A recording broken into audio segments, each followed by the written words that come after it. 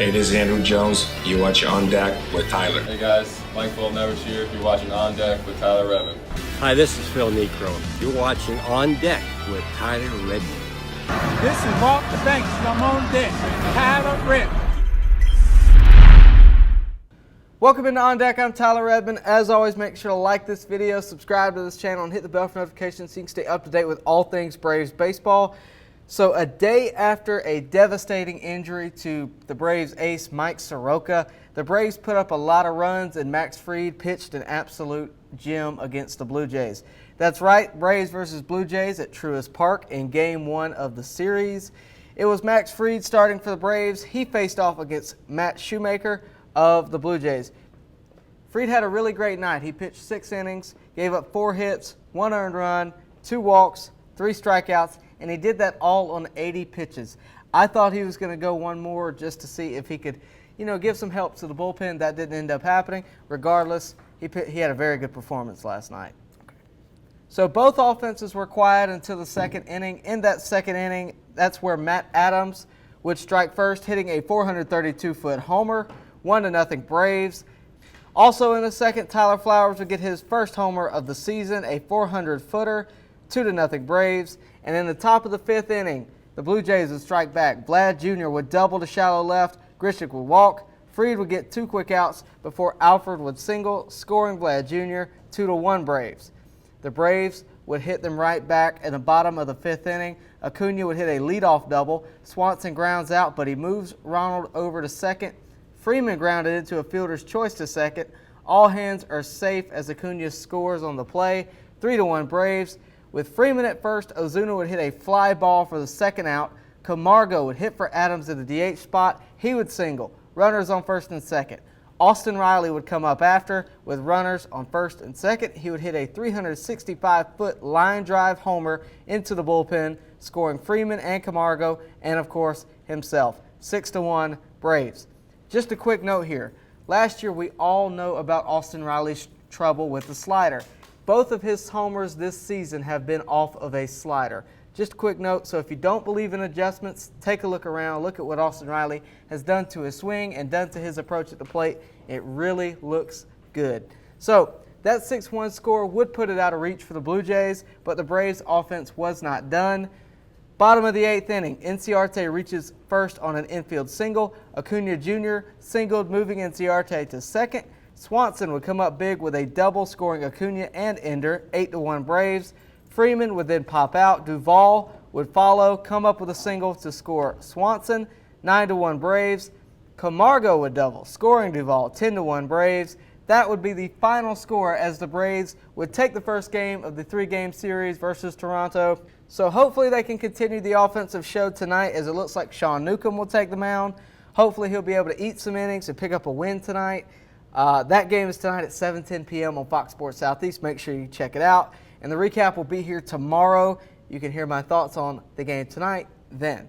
But we have some other news around Braves country that we need to talk about. We actually heard a little something out of AA, which is a little out of the ordinary. We heard him speak about the starting rotation yesterday, and we'll get to that in a second. I'll talk about what he said in just a second. But obviously the Braves are going to pursue some new arms, right? You're in a situation where you have everything but starting pitching. You have a bullpen that's good. You have offense. You have every position filled deeply except starting pitching. So you know that's what they're looking for.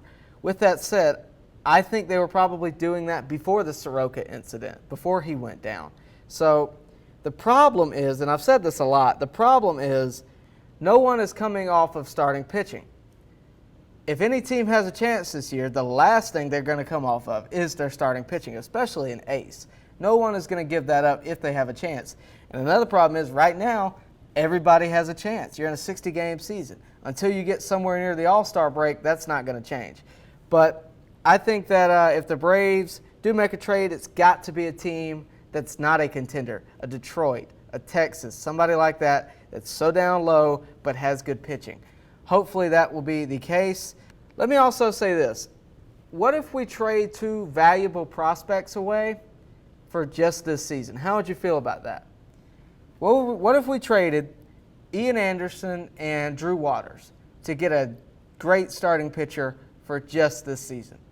Would that satisfy you right now?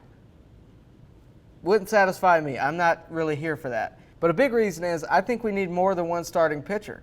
Mike Soroka going down doesn't necessarily mean we needed a trade. We needed a trade before that. We needed a starting pitcher before that. So now we need 2 starting pitchers to go along with Max Fried.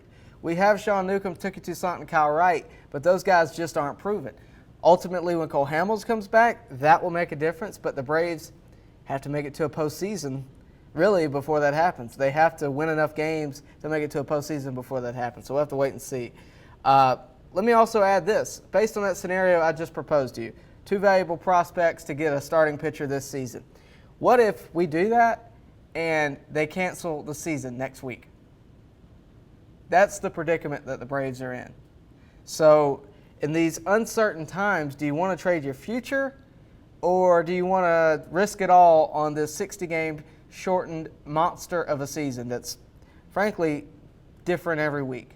I would rather you keep what we got. With that said, I'm all for hearing deals. I'm all for listening out, and I think that's what the Braves are doing. A lot of you have asked me, who do I think the Braves are going to go get? And I can sit here and name names like a lot of people have done. I can sit here and name names like Mike Minor, Lance Lynn from Texas, or Robbie Ray, or anybody you can think of. I can sit here and name them all day, but that doesn't mean the Braves are going to do it. And if the team has a shot, they're not coming off of it. If they do come off of it, you're likely to see that towards the All-Star break when they realize, hey, we're not winning anything this year. Let's build towards the future, and then they want to trade for prospects. But all of these challenges were echoed by AA yesterday, and I'm going to quote him real quick. He was quoted as saying, "Today the likelihood is we'll stay internal, but we'll continue to inquire and see if we can line up a deal." So that's basically what I've been saying for like 2 weeks.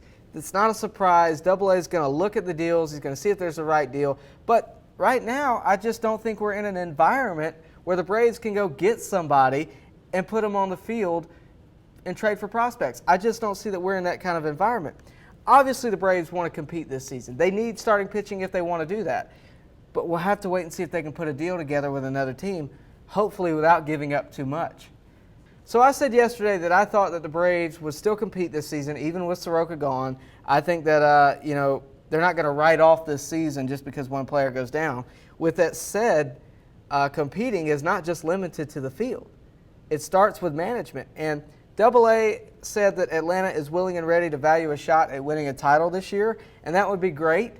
But at the moment, I don't see where we're going to find a starting pitcher. I hope that by the All-Star break, I'm wrong. I hope by the All-Star break that we find somebody that is suitable and doesn't want too much money, or the team that we're trading to doesn't want too much out of the farm. We'll have to wait and see on that. But what I can tell you is the facts. And the fact is, right now, we are limited in starting pitching. We have a great bullpen, and we have a great lineup. That is the facts. We do have some injuries to talk about in a second, other than Mike Soroka. But first, we're going to give you an update on Mike Soroka's condition. Obviously, Mike is going to miss the rest of the season, probably miss some out of next year. He's already been placed on the 45-day injured list. There is no timetable for his condition, but we do know that he will go through surgery at some point this week. Again, I wish him the best. I hope for a speedy recovery. I'd like to see him come back before next year. Doesn't look like that's going to happen, but again, hopefully that is the case. And as worried about Mike Soroka as we need to be right now, if you're a Braves fan, that's not our only health issue. Last night, Ozzie Albies batted left-handed versus a left-handed pitcher, and that would not happen if his wrist was not in severe pain. He's obviously favoring hitting from the left side over hitting from the right because of his wrist, and that could lead to him being placed on the IL today. It could lead to maybe being placed on the IL later, but hopefully for not that long. We all know how much a wrist can affect someone at the plate. I mean, look at Freddie Freeman last year. Hopefully it doesn't take as long as Freddie's healing did. But last night, Ozzie Albies was struggling, and he was struggling very apparently. He was 0 for 4, only picking up a walk. And in case you're wondering, the Braves are really deep at infielder. So if Ozzie Albies goes down, it's not the end of the world necessarily. I mean, you got guys like Charlie Culberson, Adini Hechavarria, and don't forget, Austin Riley and Johan Camargo are still splitting time at third. Johan could easily play second base if needed. I would say that I would expect Adini Hechavarria to take that spot first, but we'll have to wait and see.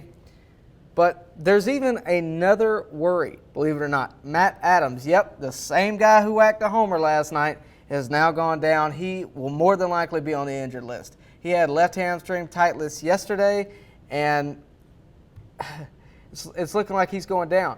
And this poses an interesting theory. And, of course, there's a lot of bats you can choose from on the Braves lineup to put at DH. Marcell Ozuna, you could take his defense out of the outfield, which a lot of you would appreciate. You could see that happen. Johan Camargo could play that. He hit for Adams last night. A lot of things you could do within who we already have on the field. But this does pose an interesting theory. Could this open the door for a certain someone to make his return in 2020? Yeah.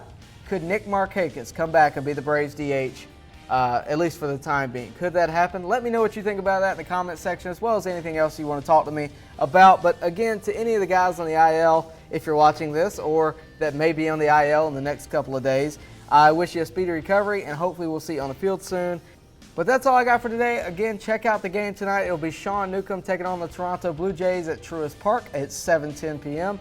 That game will be on Fox Sports Southeast, and you can see the recap here tomorrow. To do that, you need to like this video, subscribe to this channel, hit the bell for notifications, and hey, you can follow me on social media, Tyler Redmond at BubblegumJesus. That is on Twitter and Instagram.